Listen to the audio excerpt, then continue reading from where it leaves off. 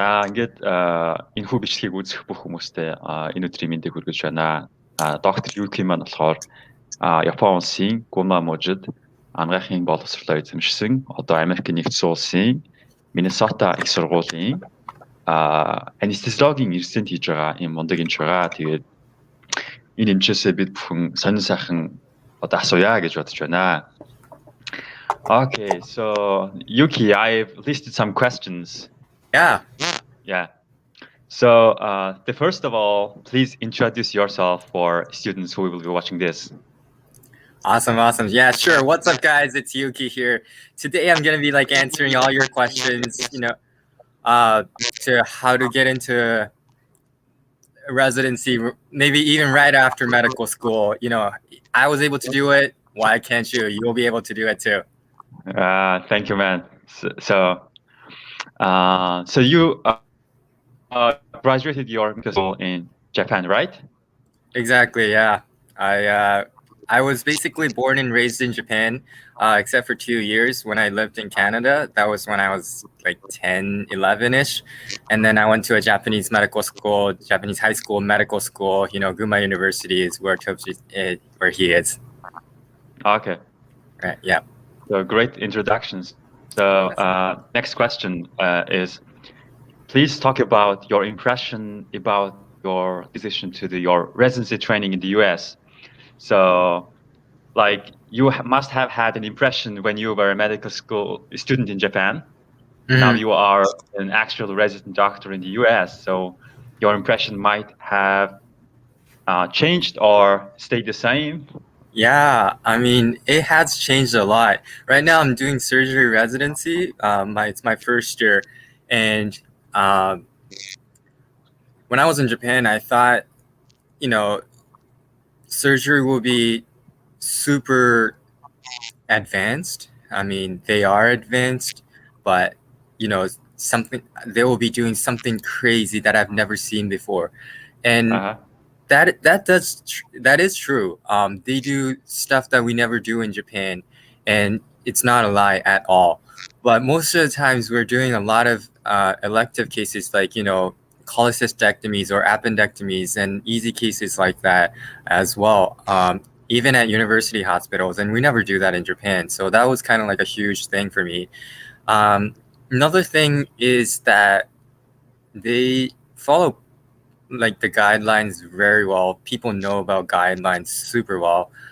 They ask about that all the time. Whereas in Japan, people will be, this is a guideline that we follow. Why don't you look it up, read it, study, and then they just leave you like that. But in the US, I think people are more into education and they ask you questions and they give you,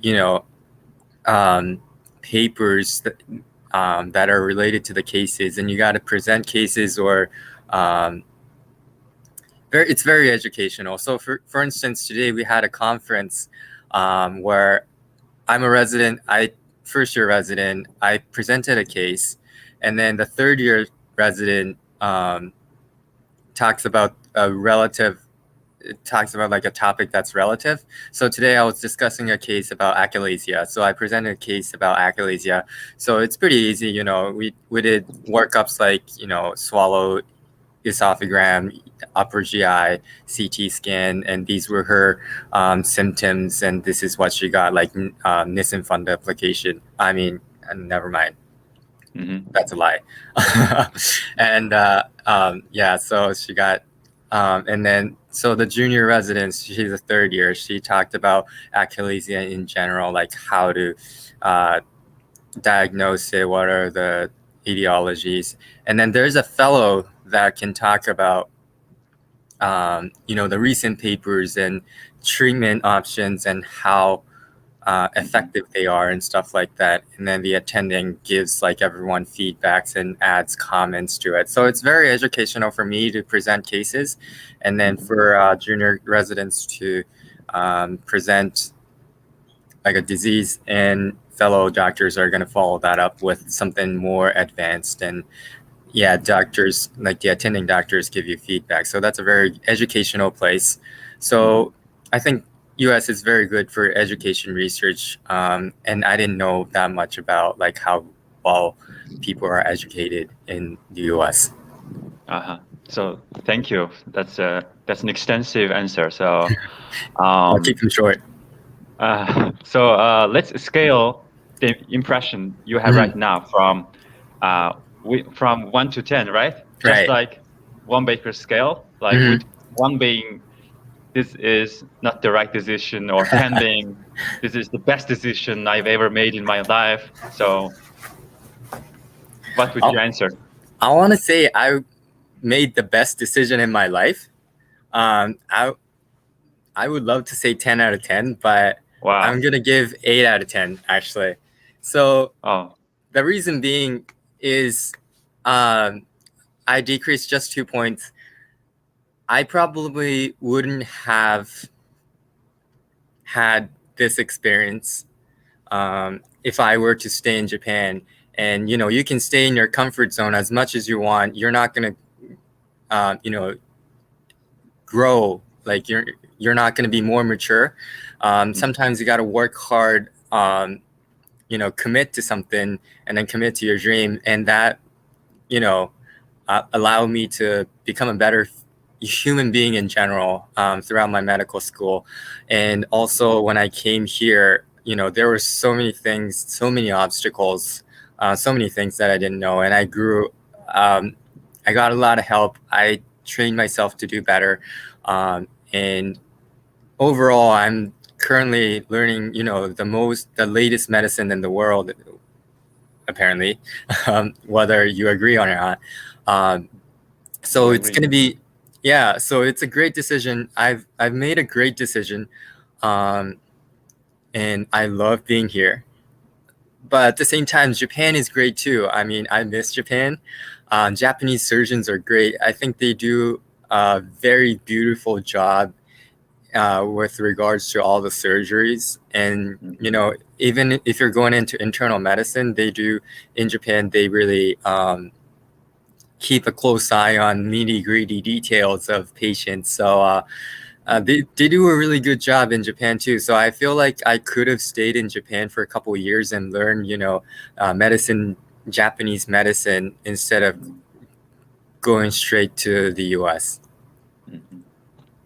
So before the interview, I was worrying about this because this is my first time that I've ever interviewing someone in English. So you are giving so extensive and great answers. So now I am feeling relieved. So next question. As you said, doctors in Japan are doing great job. So many people, many students who will be watching this might think residency training in Japan must be also one of the best in the world. So eventually, why did you choose to do your residency training in the US? What was those reasons for you to go to the US? Yeah, so there are many reasons. There are small reasons like, I love America. I used to live in Canada. I love the culture. I wanted to work in an environment where it kind of suits me best. I love the people here. So that's actually small but kind of large reason. But with regards, when I'm focusing on medicine itself, I think Japan is very good at making something better. But US is good at creating something new, right? So what happens is US creates something new, like a new device, Da Vinci, and they use Da Vinci not just for urology, you use it for colorectal surgery, thoracic surgery, and most of the Japanese medicine don't really do that. Most of the hospitals in Japan don't do that. But eventually, Japanese doctors will be able to, utilize Da Vinci in thoracic and colorectal cases and all that stuff on top of urology. And eventually, they'll probably be able to be able to do those surgeries more neat and precise compared to the US. But since I like doing something that's new and rather than making something better. You know, for instance, like cars. Let's say cars, you know, probably UK or US made one of the first cars and the fastest cars back in like 1600s or like, you know, 1860s. But early 1900s or something like that. But these days, think about Toyota, Honda, Mitsubishi. Those cars are very good cars that are known all over the world. It's, I think, same stands for medicine too. But I just wanted to do something new, so I think is something that I was looking for, you know. And I was pretty sure that I was going to live in the U.S. for the rest of my life. I made a decision to do that, so I was like, you know what, screw Japan. I'm going to go to the U.S. fast track. Let's do residency right out of Japanese med school. Oh, so thank you. That's another great answer. So, so next question: what are some cultural differences that make your life hard or easier in the U.S.? Yeah, so I think culture here really suits me the best. There are things that you don't know with regards to medicine and hospitals. You know, there are a lot of people working here. In Japan, we don't have social workers that are going to be focusing on discharge or let's say respiratory therapists that are going to be taking care of the ventilators, BiPAP, CPAP. We don't have that in Japan.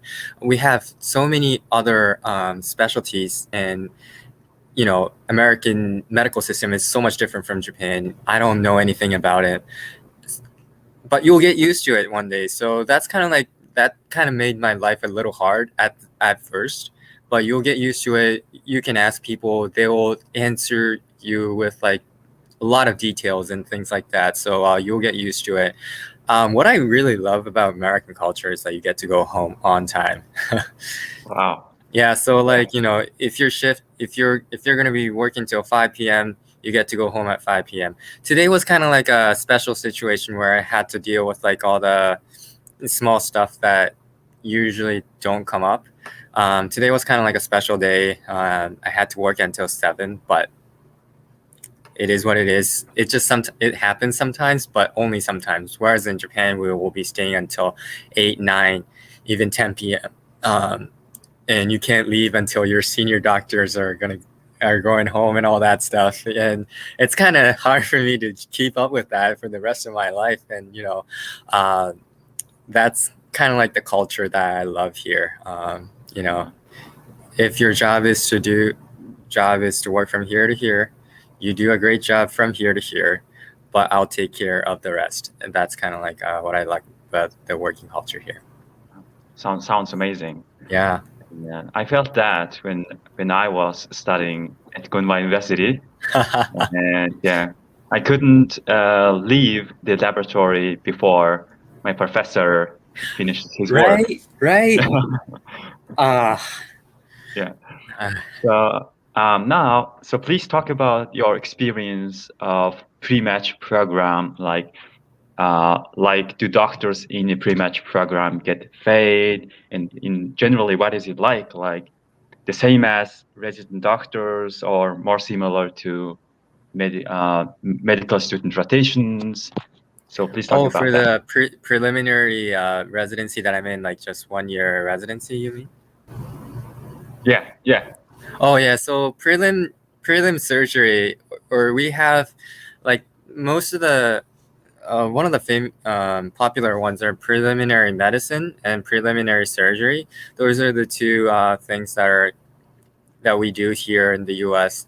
Some of the programs, like let's say ear, nose, and throat, ENT, radiology, anesthesiology, they ask you to do 1 year of surgery or internal medicine for the first year.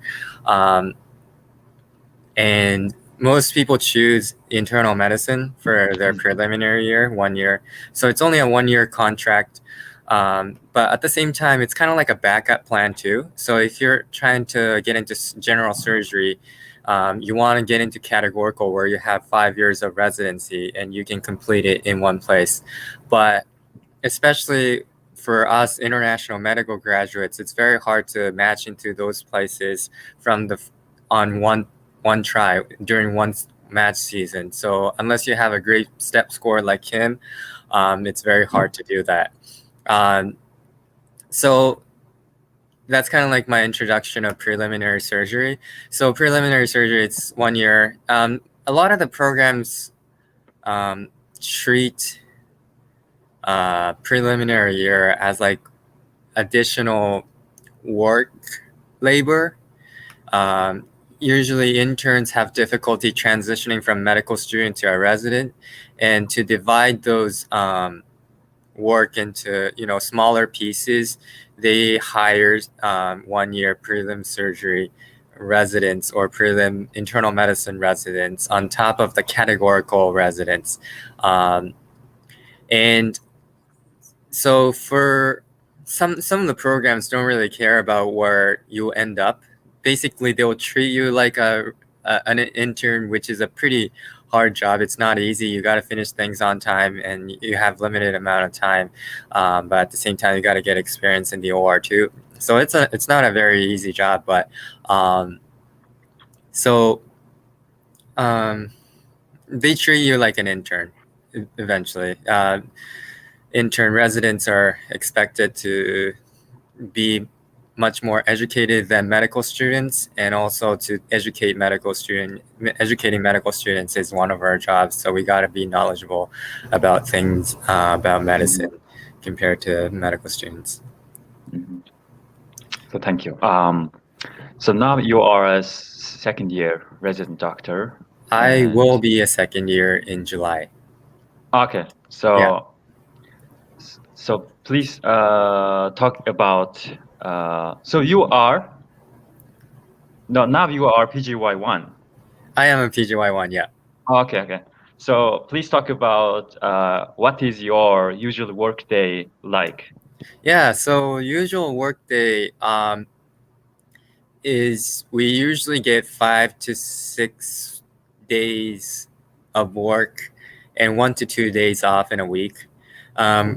So we come in at 6 a.m. to get sign out from the overnight person. So overnight person signs out, this is what happened during the night. This is how I addressed it. And then you get that kind of stuff. And then, so from 6 a.m., you usually work till 5 p.m. That's kind of like the typical schedule. But when you're on night float, you will be working the opposite way. You'll be working from 5 p.m. to 6 a.m. So, but for University of Minnesota, they do something special. And on Mondays and Tuesdays, the night person comes in at 9 p.m. So they work from 9 p.m. to 5 a.m. or 6 a.m. actually. But usually the day team actually comes in at least like 30 minutes to an hour earlier. So I usually get there at around 5 a.m.-ish to get numbers, like the vital signs and, all the electrolytes, BMP, CBC, and disposition, whether the patient is going home or, things like that. And then recommendations from other departments like infectious disease and what they recommend for antibiotics. I get all those numbers from 5 a.m. to 6 a.m. And then we start rounding from 6 a.m. to 7 a.m. And then after that, we either go to OR, we take care of the floor stuff, putting in orders or writing notes. And then usually by 3 or 4, all the cases are basically done. And then 4 to 5, we usually make sure like everyone's like alive and, not like actively dying and anything like that. And then by 5 p.m., we usually sign out to the night person. Okay. So next question is from one of our medical students who follow my Facebook page. And the question was, Dr. Yuki, how do you manage your time? So what is the best way to manage our time as a medical student? What would you advise? Yeah, so managing time becomes more and more important as you get further in your career. So I think medical students are relatively easy to manage their time compared to residents or compared to fellows or compared to attending doctors. Maybe if you become an attending doctor, you work at private practice, or you go into like a relatively chill specialty and make some money. You might have like a better and chill life. But I think medical students, I think they have opportunity to manage time. Get ready for residency. Getting ready for residency. Residents, they have less free time compared to medical students. So I think for me, what I do is, or what I used to do as a medical student is, I get up early. I get up early. So I get up at 4 and then start working out or start, studying, because like no one else is going to bother you. No one else is going to text you, and get up early is what is my advice to you. Yeah. So from 4 a.m. to 6 or 7 a.m., no one's going to bother you. It's your time. You can do whatever you want. You can listen to music. You can work out. You can study. Maybe, 9 p.m., you could be pretty tired from rotations and, studying and all that. But if you wake up at 4, no one's going to be texting you or nothing is going to bother you. So I think for me, I think getting up early may change my life. Yeah. Okay. So you used to get up at 4. Yeah. So at what time did you used to sleep? I usually go to bed at 10 or 9-ish. Yeah. So I get like 6 hours of sleep. If on weekends, I sleep a lot more. I don't wake up at 4. Please don't wake me up. I'm going to probably sleep until like 7, 8. Some people might say that's super early too, compared to them. Like, some people wake up at 11, 12. That's fine. That's totally fine. You can stay up until 3 a.m., 4 a.m. That's your sleep. If that's your sleep cycle, that's fine. Just find your own time. Wow. That's amazing. Yeah, I think, Site? Oh, yeah. Yeah, Mongol student studying at Gүnma University. Yeah. He talked about you. Yuki is always, studying in the library early in the morning, almost every day. So, yeah. I see him I used to see him every day. I miss that guy. How is he doing? I think he published his research paper and now about to graduate from Gүnma University. Oh, congrats. Yeah, I got to text him. Yeah. So next question. So any advice for someone who is looking for an opportunity to have ASCII or United States clinical experience right now? Because now during this pandemic, it seems it's not easy to find an opportunity. So right, it's very, very hard right now, especially to get visa. That's probably the issue. You'll probably have a lot of difficulty getting into the U.S. But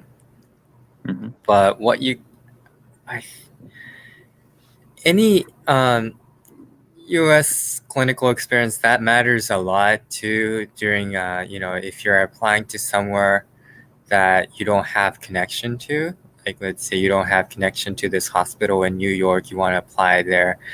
But there are a lot more ways to get into the U.S. Medical system, and USC is one of the things that they look for, but not everything. And right now, it's pretty difficult. You can ask like AM opportunities or those private companies to set you up for rotations, but I don't think they'll be able to guarantee you a spot, especially since we are having difficulty with approving visa and allowing people from outside the states. So some of my students are interested in your own clinical experience. My So- clinical experience as a medical student, I think most of my rotations were in Japan. And I did 1 week of Naval Hospital, U.S. Naval Hospital in Okinawa. Is one of the southern islands in Japan. So that counts as a USCE, U.S. clinical experience. And I did that during my 5th year of medical school and the 6th year of my medical school. You know, in Japan, we have 6 years of medical school. 5th and 6th year are pretty much like clinical years where we, learn, where we go into hospitals and learn about things. So I did that. I did those 2 weeks on top of my, normal rotations. And then I also went to UK to do 1 month anesthesia rotation. There's this Japanese education group that selects, 4 medical students to go to University of Glasgow and 2 students to go to University of Oxford, and I applied to it. I got into a position for Glasgow University of Glasgow, and I was like super excited, and that was super fun. Nice. So another interesting question from a doctor was attitude toward Asian doctors. Right now, when we watch TVs or when we see news on the internet, there are many crimes about Asian hate. So so I think Asian hate exists somewhere in the US. I personally have not experienced any. I've only lived here I've lived here nearly a year, but I haven't experienced any of that. There are certain states that are very conservative and don't like outsiders. And those states, if you go to those states, it's pretty common, like people will sometimes go up to you and say like, "Hey, are you from China?" Like,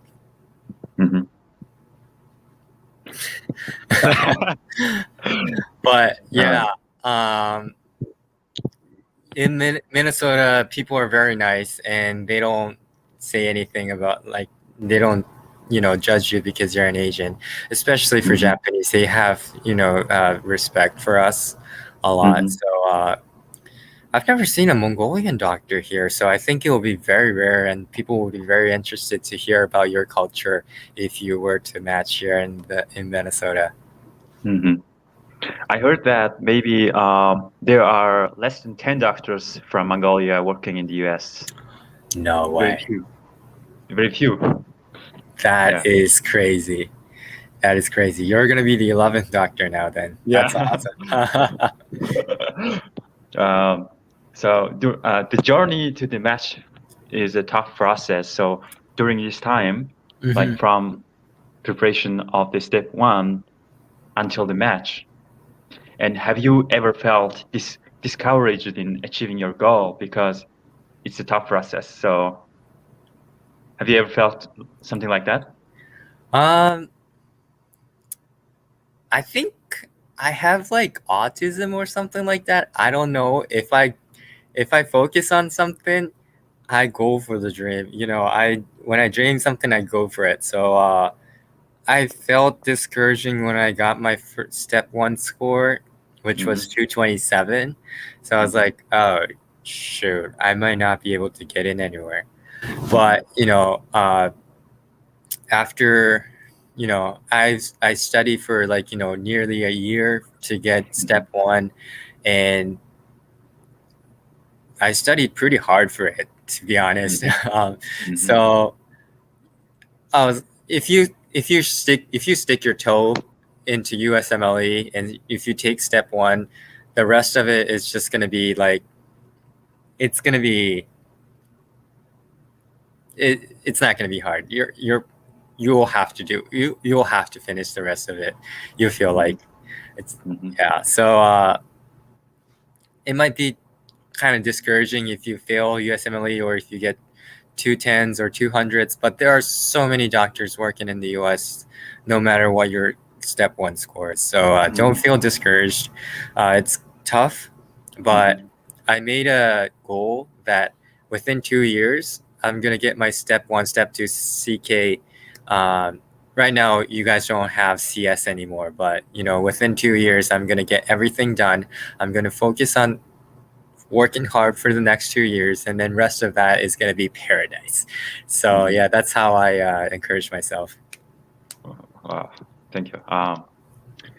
So now let's talk about the match process. So for example, so there are some requirements from residency programs for medical students to have, like, for example, letters of recommendation, like dean's letter, maybe research experience, etc. Right.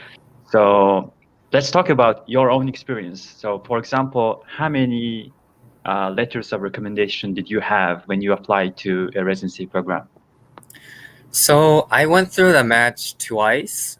First time will be surgery. The second time will be when I'm doing surgery rotation. For this season, I applied to anesthesia too. So basically, I applied to anesthesia twice. The first time was anesthesia, prelim surgery, prelim internal medicine. I applied to those 3 types of spots, and so getting ready for the match is pretty hard. First, you got to write personal statement. You can do that. That's fine. You can write whatever you want. Just make it personal, make it interesting, tell a story, and have someone revise it for you many times, like at least 2 to 3 times, at least minimum. I only did 2, so that was kind of not very good.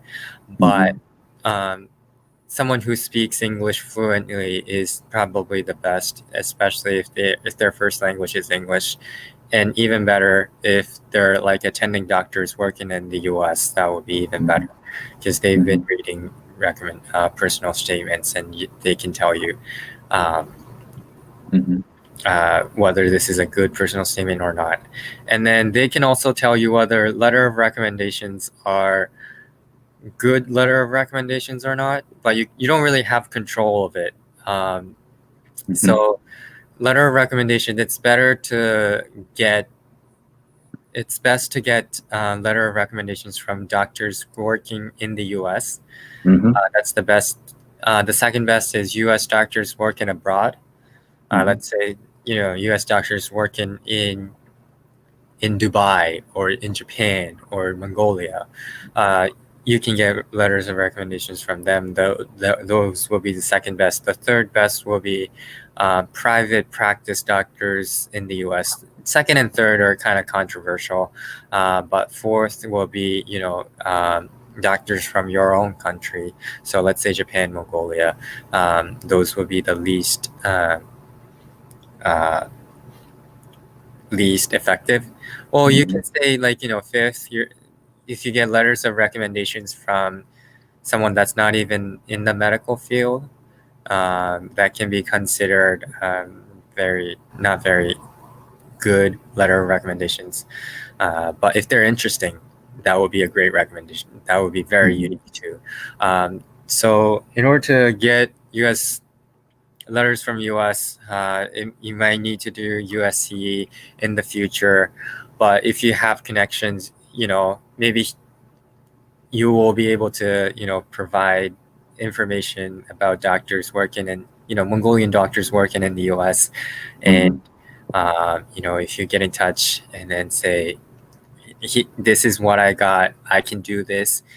This is my resume. Can you write me a letter of recommendation? I cannot get a USC right now because of COVID. They'll probably understand and may be able to write you a letter. They'll be very helpful with that, especially when you're from the same country. And if there's only 10 doctors working in the US, they'll be very happy to help you out with that. Otherwise, there's going to be a lot of paperwork, but you can just do that. Most important thing throughout the match is connection. So If you have good connection, crappy letter of recommendations, crappy personal statement, crappy CV, that's fine if you have connections. That is a total game changer. So connection is the key, actually. Okay. So now let's talk about research experience. So one of the requirements from a residence programs is research experience. So have you had one? Please talk about your own experience. Yeah, so I did a small project in biochemistry. I did basic research in biochemistry with a mouse. I created like a medial cerebral artery occlusion model of a mouse, and then we're looking to vascular reconstruction of the brain is what we were looking at. But so I think if you're going into internal medicine, especially, or pathology, those are common specialties that IMGs match into, and they really focus on how many research you've done, where you've published, and all that stuff. But if you're going into surgery, and if you're going into if you're applying for community hospitals, they don't really care about your research.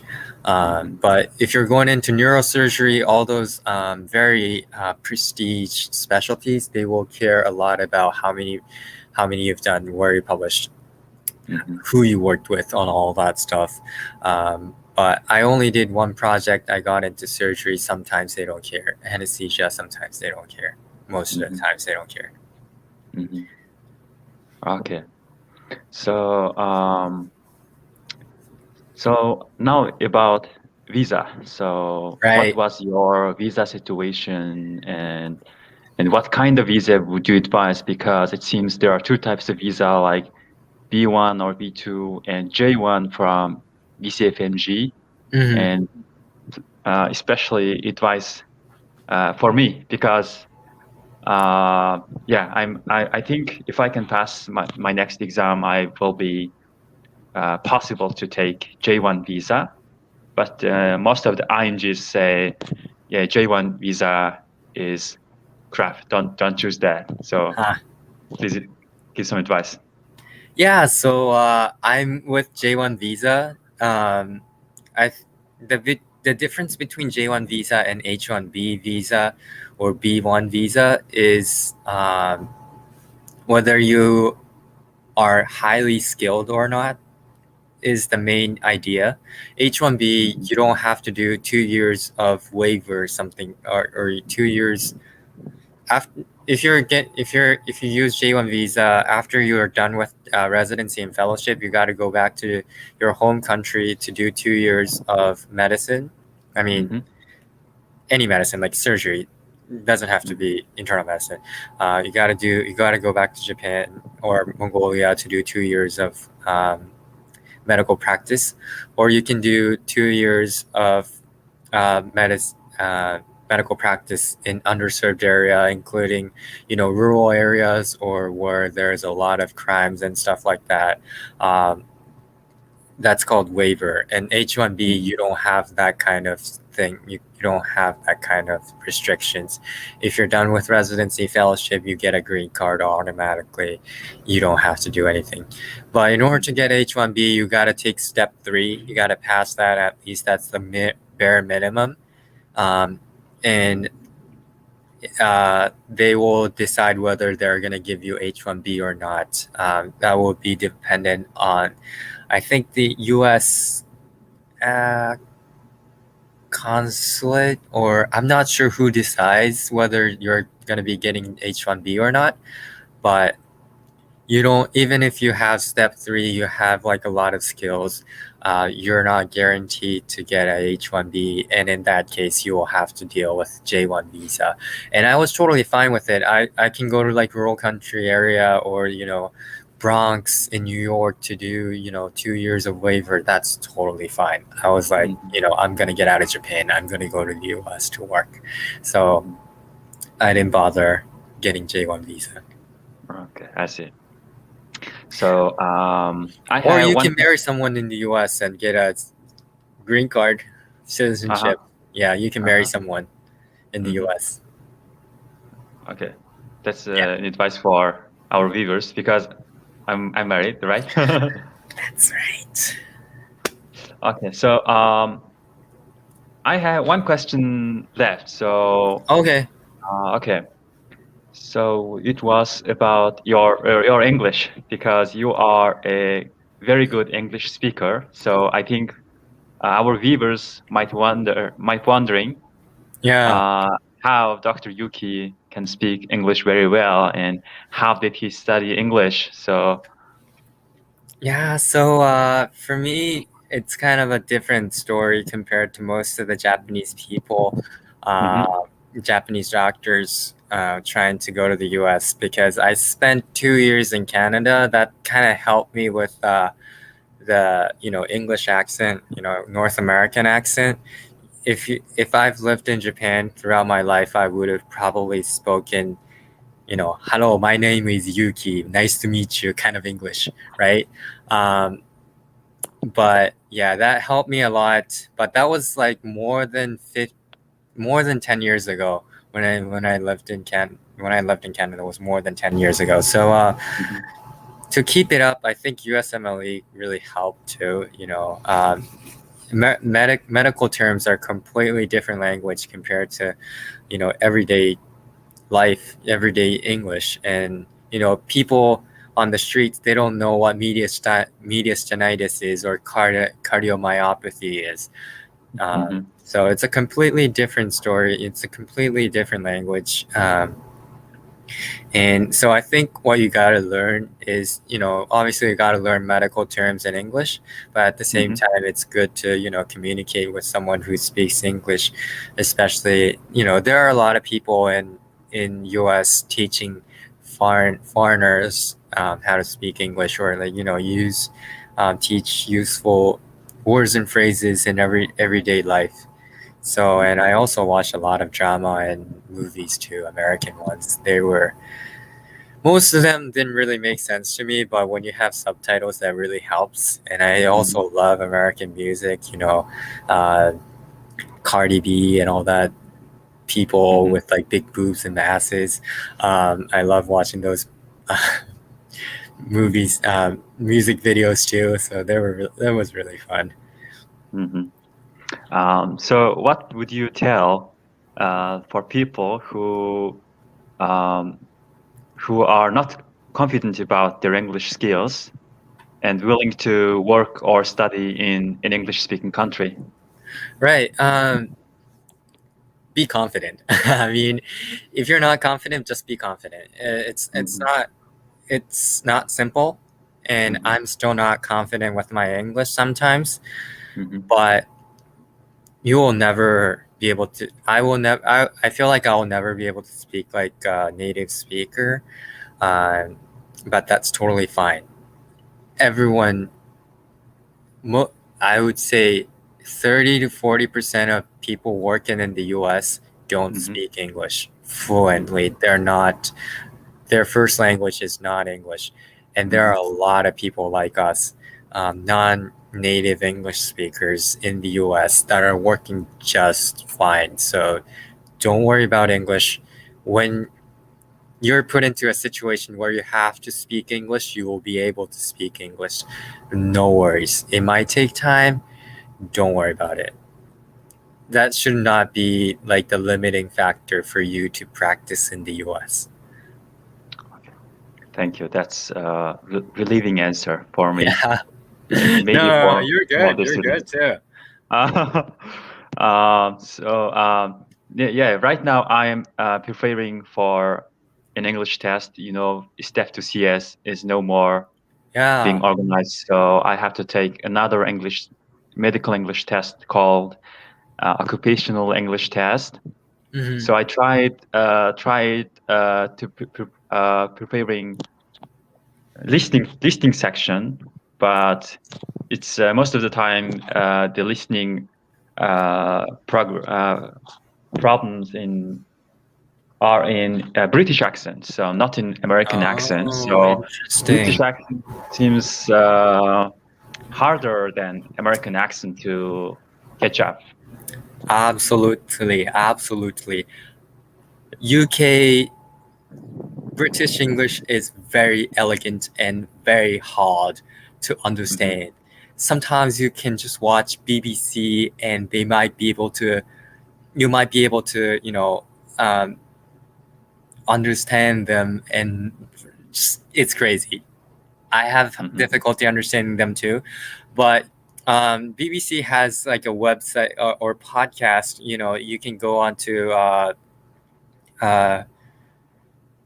whatever app you use to download apps, depending on whether you're iPhone or Android. But they have a podcast. I think it's just you just type in BBC, and they have free stuff that you can listen to. And I actually listen to it Sunday mornings. I love listening to BBC on Sunday mornings. It's very relieving. It's very relaxing, refreshing. I love BBC. And it's very hard to catch, but you'll get used to it. Another thing that might help you is outside of practicing for OET. Is it OET or OCT? OET. So another tool outside of OET is it could be IELTS, IELTS. I'm not sure if I'm spelling it right, but it's also another test, English examining test that is, I think it's Oxford University that created it. It's kind of like TOEFL, but UK version. You can use it in UK. You can use it in Australia as well. I think that can help you get used to the UK accent, because it's run by Oxford, and listening session is in UK accent, so British accent. So, but I think number one tool to study for it is the OET itself. OET and the practice books and practice textbooks and things like that. That should be your number one priority, and listen as many times as possible. So thank you so much, Yuki. All right. The answers were great. So за тэгээд яг одоо доктор Юки хэмжээс асуух асуулт байх юм бол та бүхэн комент хийрээ. Би тэгээд англиар ярьцлах гэж утсан ч амар сандарт юм байна. Амар халдаа гарах юм байна. Тэгээд та бүхэн сонсож байгаа хүмүүс юм бол асуулт байх юм бол яг одоо бичиж болно. Байхгүй бол ярилцлага маань ингээд өндөрлөх төхөж байна. So let's wait for 2 or 3 minutes. Students might have questions, so let's wait for some time. And if they don't have any questions, let's finish our interview. Yeah. Okay. Okay. Yeah, that sounds good. Yeah, how have you been? So I've been, I moved to Tochigi. Oh. Not living in Gunma anymore. Yeah. Okay. And my girlfriend or my wife started studying at Jichi University, which is in Tochigi. So, it's very famous. It's very prestige. My friend used to go there. She just graduated this March, but it's a great hospital. It's a great university. So here weather is so nice right now, and definitely, hanami. Oh yeah, exactly. Yeah. That's right. Cherry blossom season. Yeah, cherry blossom season. So that was so beautiful. And now I'm just staying at home and trying to find opportunities to do my observership or externship in the US. Okay. So but it's really hard because I mailed some universities. They answered to my email like, we are sorry, we are not accepting any students at this time, something like that. So if I can pass my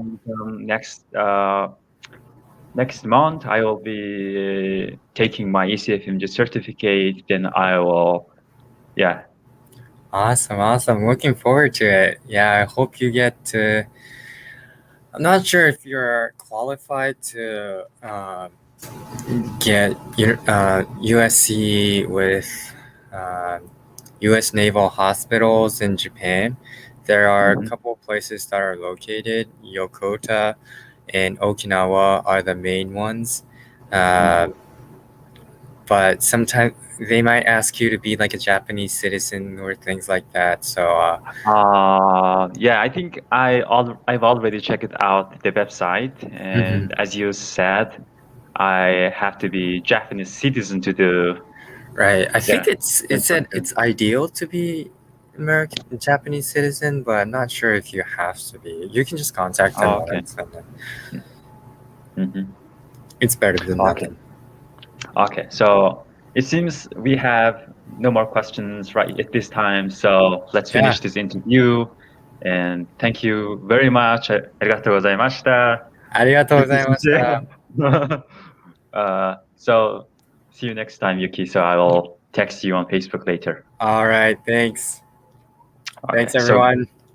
So good luck on your residency. So yeah, good luck to you too, and good luck to everyone who's listening. Thanks for watching till the end. Okay, thank you. All right, bye.